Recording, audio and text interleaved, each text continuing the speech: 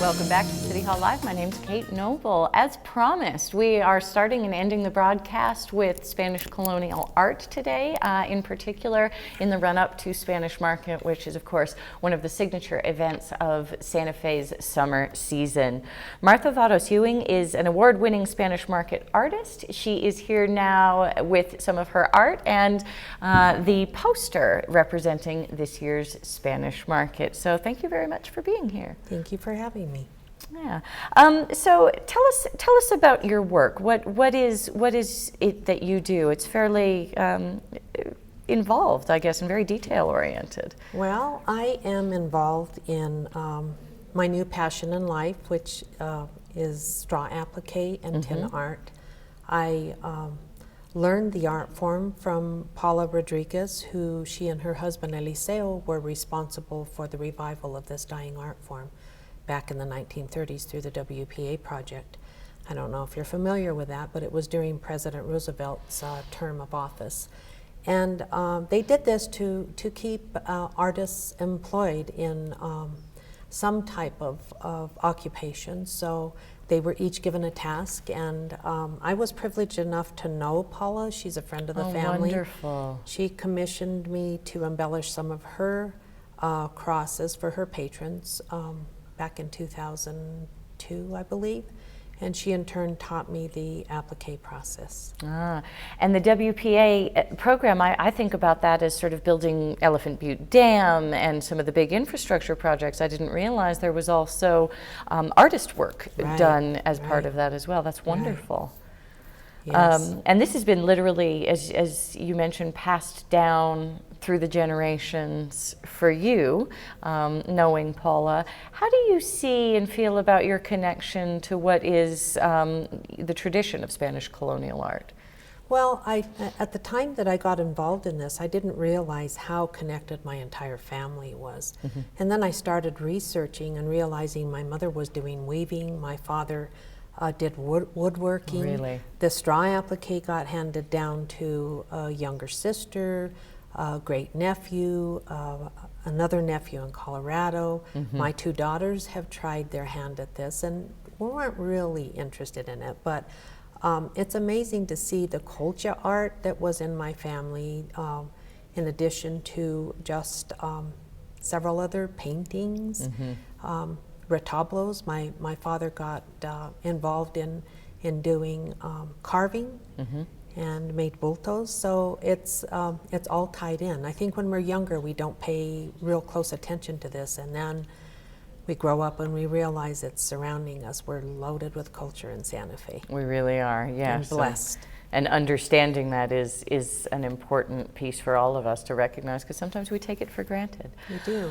So I understand there's an interesting story behind the inspiration for the cross that is representing Spanish Market on the poster this year. You were selected as for the poster, your art there. What's the story behind that cross and your inspiration for doing it? Well, the inspiration came about from my father. He was ill last year, towards the very beginning of the year, and because the patroness of Santa Fe is Our Lady, Nuestra Señora de la Paz, and known as Our Lady of Peace, the bulto is housed in the cathedral and is the oldest Madonna in the country.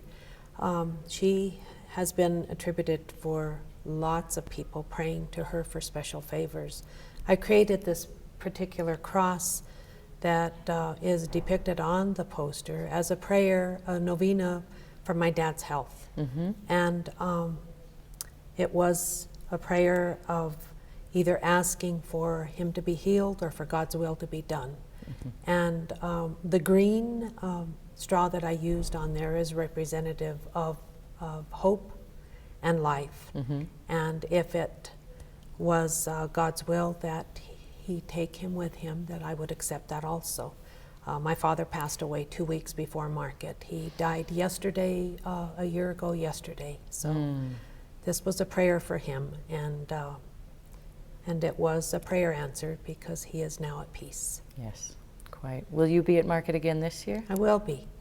It was a difficult market last year. I would imagine. But this year, I am very honored to be able to take this piece up to the altar in the cathedral for the artist's mass, which is very, very special to all the artists.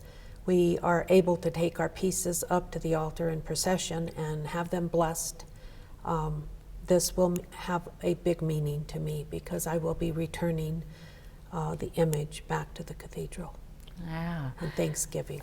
And it's been a year where of journey with the cross itself, and now you're back again, and this is, I suppose, sort of many years of Spanish colonial history taking the image back to the cathedral, and through all of this art in Santa Fe.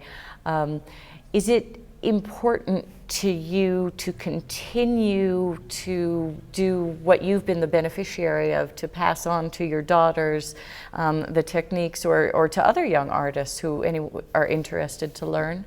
Yes, and this is something that I feel very strongly about, that we as artists do not have the right to hold our art form captive. We need to share this in order for it to be passed on from one generation to the other. As I said, back in the 30s, this art form would have died out had it not been revived by those two individuals, and I give thanks for Paula sharing that with me. I was able to combine, I was doing tinsmithing at the time, and she got me to embellish her crosses, as I said before, and I was able to learn the straw applique process, and they are both known as poor man's silver and poor man's gold, so I tin and straw. Tin and straw. Okay. So I quickly adapted that as my signature in my work. You will see more than 99% of my work is all combined with a tin. And why is that? Why did you decide to adopt those as your signature? Well, at a younger age, I found myself visiting Spanish Market and always being drawn to the tin. I found myself at a young age going into my grandfather's house and admiring an old tin, a very old tin piece hanging on the wall that depicted a religious article, and my grandfather gave that piece to me.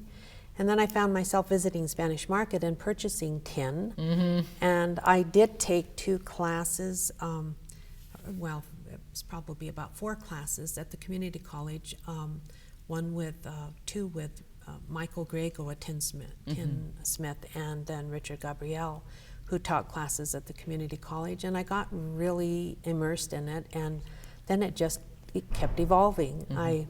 I just really loved the meditative art form of the straw, and felt like when I was working with Paula, she represented my grandmother living here on earth, and she would always send me home with a baked pie for my husband. Wonderful. Not for me, but For your my husband. husband. And so my last visit with her was, Paula, you have to quit doing this. The 2 of us are fighting over the last piece of pie. So she was a big inspiration. I do thank her in a lot of ways and commend her for giving me this OCD art form that I get into. Oh, wonderful. Well, thank you very much. We'll look out for you at Spanish Market. I can promise our viewers that this does not reproduce on television in all of its actual physical glory, so it is worth coming to Spanish Market and seeing some of this. It's such an incredible art form and represented here by many generations that have gone before and hopefully many generations into the future. Right. Thank you very much for being with us today. Thank you, Kate, for having me.